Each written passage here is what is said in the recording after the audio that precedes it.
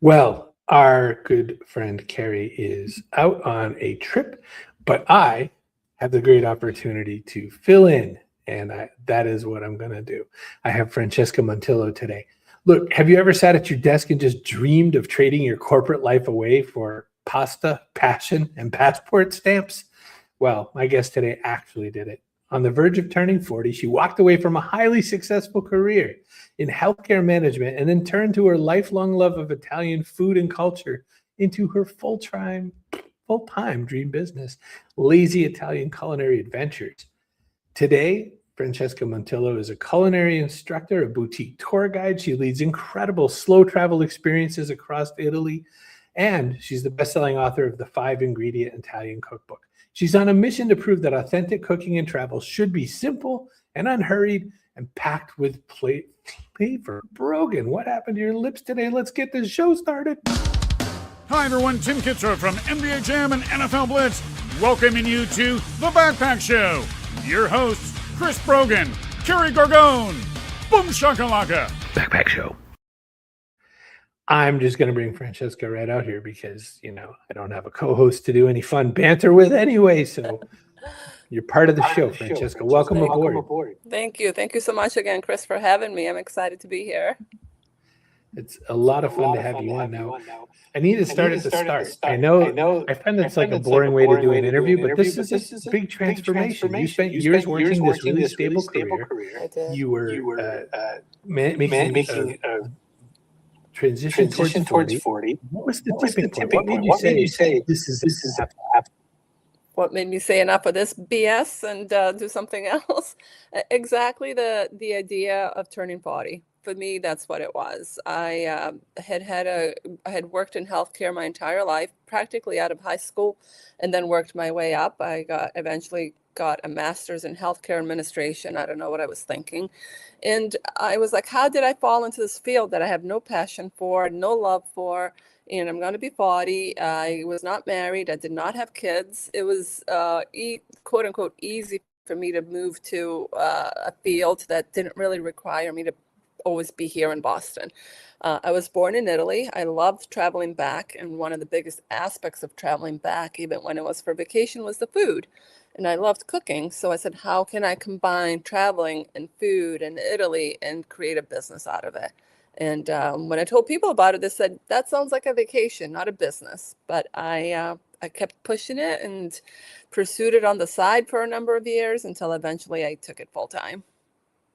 So you proved them wrong. I proved a them lot wrong. of people see that. They want to turn their passion project into something like a business, but they're paralyzed with fear. How do you help people, or how did you know when you could start turning from a side hustle to a full-time job? I think one of the biggest things for me wasn't that I just walked into my boss one day and said, I'm done. It was that I did it on the side. So it wasn't so scary for me because if I failed, I still had a successful healthcare career. It wasn't something I was happy at, but I still had it.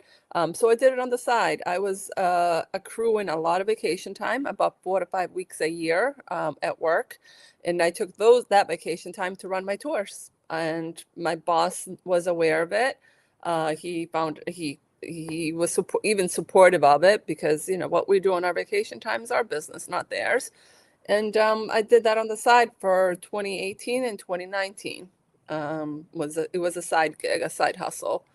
Then towards the very beginning of 2020, in January of 2020, I could definitely see that it could almost, if not fully, replace my salary. If I added just a few more tours, I could replace the salary from the healthcare to the trips. And in December of 2019, I gave my notice. I gave a 3 months notice. And then, because I had been there a number of years at this point, I needed to give an extensive notice. And then COVID hit.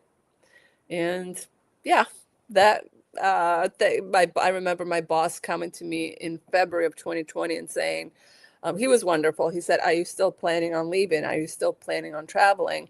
And I was working in emergency medicine for Harvard Medical School at the time. I said, yeah, why wouldn't I be? He goes, because I don't think you're going to be traveling. I don't think anybody's going to be traveling for a while. So obviously he had some insight about what was coming down. And thankfully, he let me retract my. I hadn't found a replacement for me, and he allowed me to retract my resignation, and I stayed on in healthcare for 20 and 21 when we couldn't travel. That timing is just crazy. And I've seen it happen in a bunch of other stories too, but just specifically travel adventure though, like you just walked right into it. That's pretty right. tricky. Literally right as my business was taking off. But I have to admit, I used the COVID time really wisely, and I wrote 3 cookbooks. And that was my way of keeping myself relevant, or of keeping myself so that people wouldn't quote unquote forget about me and my existence. I taught a lot of Zoom cooking classes during that period.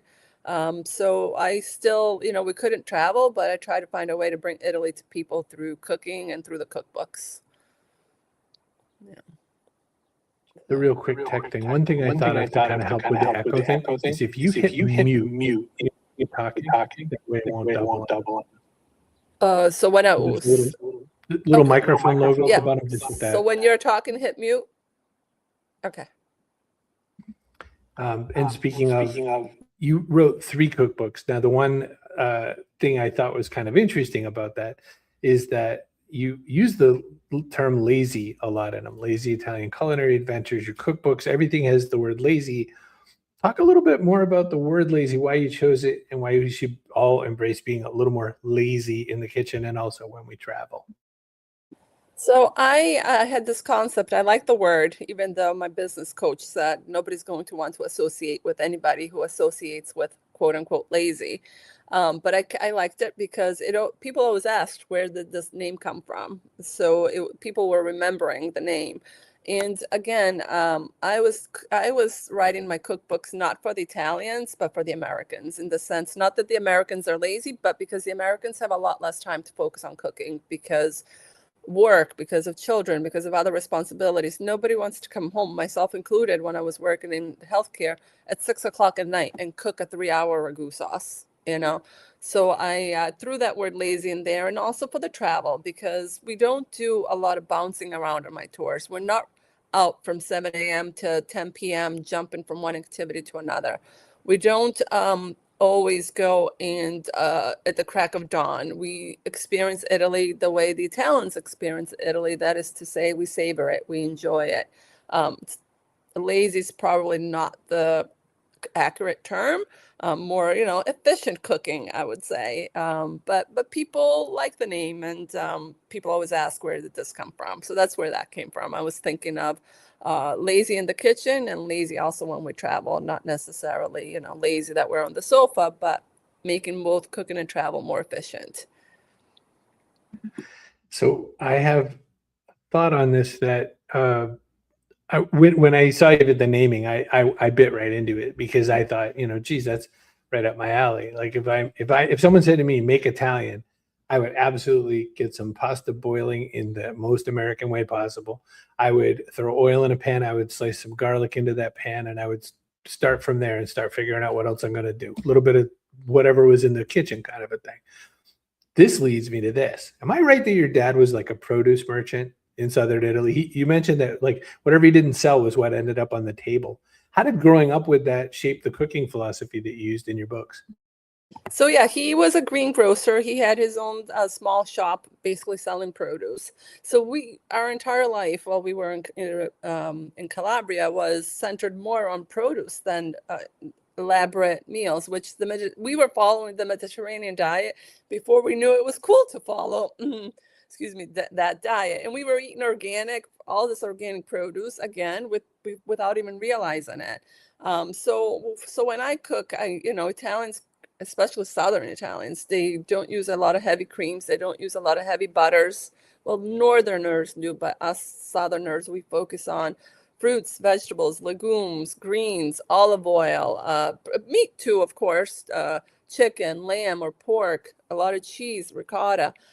So when I did the cookbooks, I kind of aimed to use a lot of those ingredients, especially the olive oil, which is fundamental in our diet and so good for you.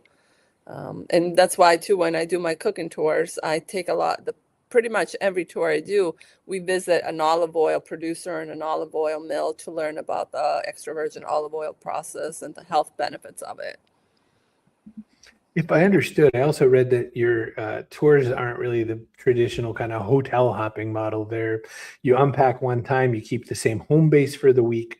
Talk about that slow travel approach. Why is it so genuine to experiencing that Italian culture? So when I created my business, I had in the customer and the client I had in mind wasn't the 25-year-old who wants to cross off things off of a list so they can post it on Instagram, right? The person I had in mind was the 50 plus traveler who doesn't want to plan their own activities, but who's passionate about food and wants to know where these Italian products come from, where the Parmigiano comes from, how is olive oil produced, how is our vegetables grown. So with that in mind, I decided to focus a lot less on art, architecture, museums. I mean, there's a place for that. Just it's not my tours. I'll be right up front and say that, and more focus on also living the Italian lifestyle, even if only for that 1 week. So we stay in one hotel. We don't jump around. We don't pack and unpack every other day, but we do still see a lot during that week because we do a lot of day trips. And also by the end of the week, my clients they'll be regulars at that coffee shop where they get their coffee or their evening aperitivo. They'll feel a lot more immersed, even if it's only been a week, because I feel like if you're just jumping around, you don't get to really experience the real Italy. Sure, maybe you get to see a little bit more. Maybe your Instagram is a little bit more flashy that way, but you're not really getting a feel for Italy. So I want my people to really get, quote unquote, a feel for Italy, not just to see it. I was thinking about, as we're hearing this, I'm sure we're all kind of thinking, oh my gosh, that sounds like such a dream job. That sounds amazing. But, leading those culinary tours sounds ultimate, sounds amazing, but you're managing logistics and schedules and different personalities. What's the biggest behind the scenes challenge of running these tours that the guests will never see? There's a lot of challenges, if I'm being honest. I am taking responsibility from anywhere from 12 to 18 people. They're paying good money to be there. They are leaving their country, flying halfway across the world to spend a week with me. So it's a lot of responsibility. I think the mature traveler will know the work that went behind it. The experienced traveler, I should say. If they've ever planned their own trips, they'll know the work that's involved.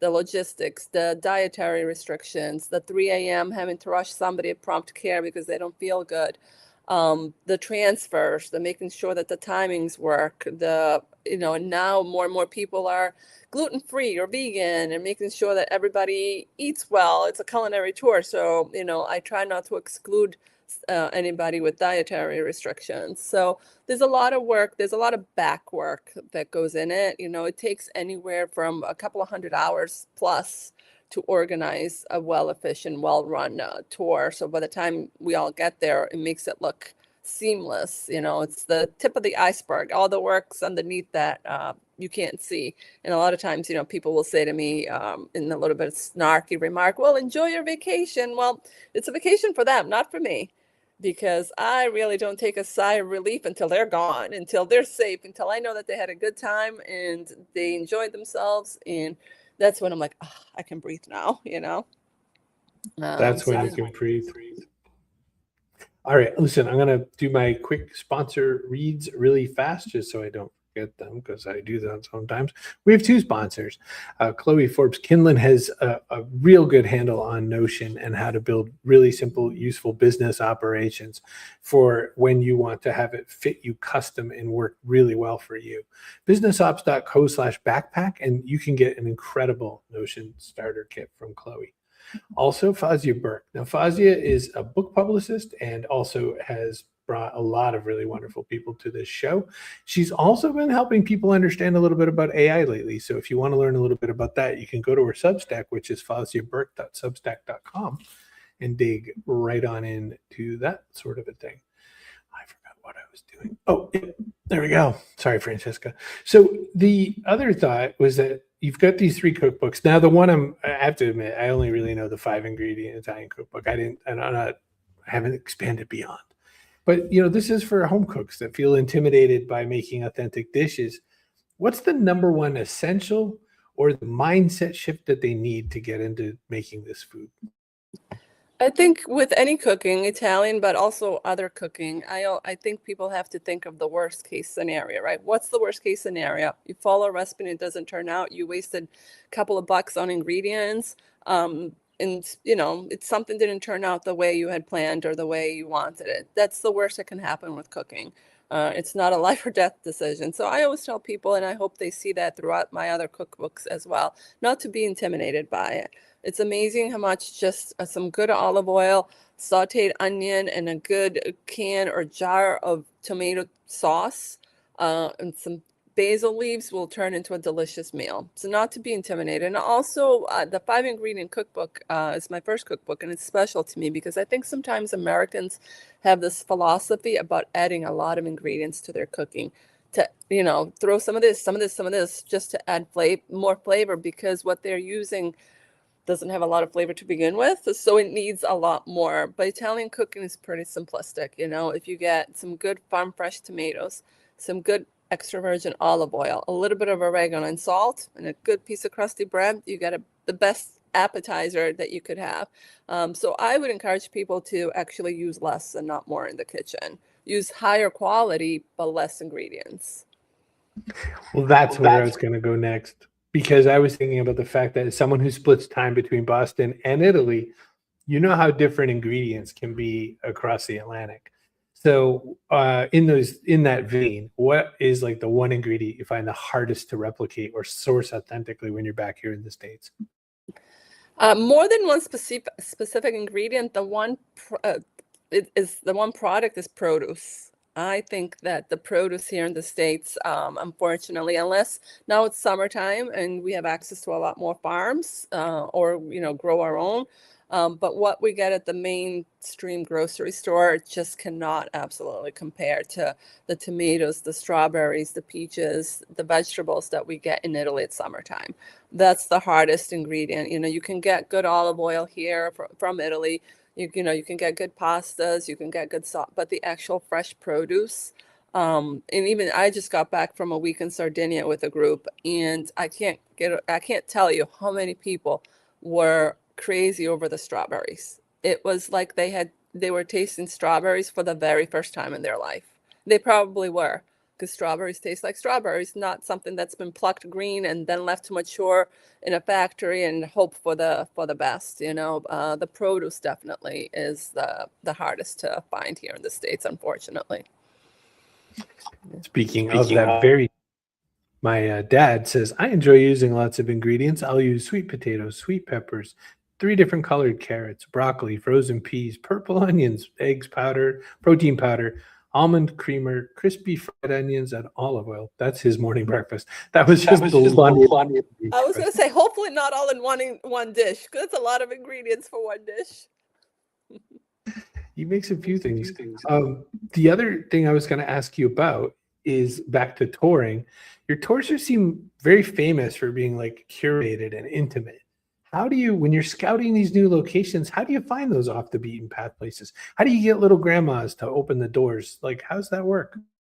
I have to admit, I think I do have a little bit of an upper hand by being Italian and by speaking. Usually, anytime I try to source a new vendor, I always write to them in Italian. I always go back to my roots. I always say, I'm from Italy and I bring American travelers to Italy. So I think that helps. But I think there's a lot of research that goes on. Because we're at the point where places like Tuscany and the Amalfi Coast, which I do tours there, but there it's getting more and more difficult to find authentic places that are not aimed at tourists. So I think the fact there's a lot of research, and now thankfully after 10 years of being in business, I go to repeats a lot because I've tested a lot of them out and I know how they run. So, for Amalfi, for Sicily, for Tuscany, I go back to a lot of the same people. Once I find what I like and what I know my clients like, I just go back to them. But if I'm offering a new tour, like Sardinia was new for me this year, there's just a lot of research that goes in the background, a lot of interviews, sort of like we're having, to make sure that what they offer and what I'm looking for is a good fit for my clients. Because I want to, again, travel is an investment, and I want to make sure that my clients leave wanting more. And I think I do that because my business is pretty much 70% repeats, right? About 75% repeats. So I think I do leave them wanting more. I mean, that sounds like a high win number for me. Now, this is one of those things where I'm saying it, but I don't know it to be true for sure. There's things we know. I've not yet been to Italy. I've been around it. I've been to France and a lot of We're other gonna get you countries right there. handy. I'll have to. Italy's famous for having some pretty strict culinary rules, as far as I know. Don't put cheese on seafood. Never drink a cappuccino after 11. Are there any of those traditional rules that you defend, or are there any that you think are secretly fine to break? It's hard because the cappuccinos is definitely in the Parmigiano and the seafood are definitely two of the top ones. Or the ice, and they don't really use a lot of ice. So if you're asking for a soda or water, you will not get ice in it. Um, so it's not so much that I defend them, but when travelers are traveling with me, if they crave a cappuccino at 4, I'm not going to be one going, don't do that. Because you want a cappuccino for it, have at it. Just because an Italian wouldn't have it doesn't mean that you shouldn't. Same with the Parmigiano. I don't use it because maybe I didn't grow up with it, But I'll have a cappuccino after 11, so sue me. There's no bad time for coffee. The only time I might not have a cappuccino is right after a big meal. Because I do feel like it does sit on your stomach, and it does, and that's Italians feel like it does not, it hurts your digestion. So if you had a big meal, you don't want to end with a cup of milk and coffee. But if I'm on an empty stomach and it's 3 o'clock in the afternoon and I'm craving a cup of coffee, I will have that cappuccino, no problem. So nobody's going to be there. I think Italians are definitely more used to Americans and their requests. So if an American asks for a cappuccino after lunch, they may, roll their eyes a little bit. But if an Italian asks, that's when it might be like, what are you doing? But I still remember I did a tour last year on the Amalfi Coast, and we did a day trip to Capri, and it was extremely hot day, and we had lunch on the island, and it was hot and it was crowded, and we had just a beautiful seafood lunch. And then the wait staff came around. Anybody want an espresso? And half the hands went up for cappuccinos. And I'm like, I don't know them. But at the same time, I like to make my clients happy. So you want a cappuccino? Go for it. Oh, Americans, this is why we can't have nice things. Slow travel is supposed to change the way that we live. Can you share your favorite memory of a guest who maybe started really stressed and hectic, and it's all fast and whatever, and they had that breakthrough moment when they were sitting enjoying an experience? Yeah, I can probably share quite a few of them, actually. I think that it happens to a lot of people. I think we come from a society where it's rush, rush, rush, one thing after the other, cross things off the list. We got to, we Americans run on a schedule because, so many of us work outside of the home. Whereas Italians don't they run to their own schedule. They will go to work and be late. They will stop midday for their lunch. They will return later in the afternoon after the sun has gone down and they've had their afternoon nap. So again, a lot of my clients, after a while, they have this mentality of by the end of the week, they're all like, slowing down a little bit, taking a sigh of relief, and appreciating more of, in Italians, we say il dolce far niente, which means just the sweetness of doing nothing. Just the sweetness of doing absolutely nothing, just going to enjoy a sunrise or a sunset or a cup of coffee at the bar, and taking those pockets during the day of just doing nothing for a few minutes. We're not good at that as Americans. A thing that comes up a lot for people who cook a lot, and especially someone who maybe wrote a cookbook, but also, in the restaurant life as well. Every professional culinary instructor has these nights when they're just utterly exhausted and they just don't want to make anything. They're so tired. What's a lazy night at home? What's your go-to low effort comfort food meal? Carbs. Pasta, definitely pasta. One of my cookbooks focuses specifically just on recipes using dry pasta. There is literally thousands and thousands of ways you could use pasta. And for me, if I don't feel like cooking, that's when the pasta box comes out. Even if I just have some dry pasta with zucchini, onion, and olive oil, stir fry that and throw in some pasta. If I have, a good jar of tomato sauce, not the pre-made kind, I'm talking about the sauce where you actually cook, not like the pre-made tomato sauce. But even by the time the pasta water is boiling and cooking, I will have made a nice tomato basil sauce.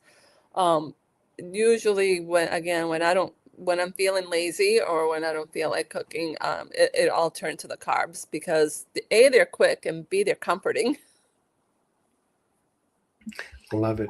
Well, I'm going to ask you one more question, and then I realized I didn't tell you how I end my show besides the ending of the show, but there's two more things to do. So one question, and I was thinking about it because you and I talked just very briefly about Instagram and how like you're working to get some attention on Instagram and all that. But on the other side of it, in the age of social media, there's so much like Instagram tourism. There's people trying to make their perfect photo for their grid aesthetics or whatever they call it.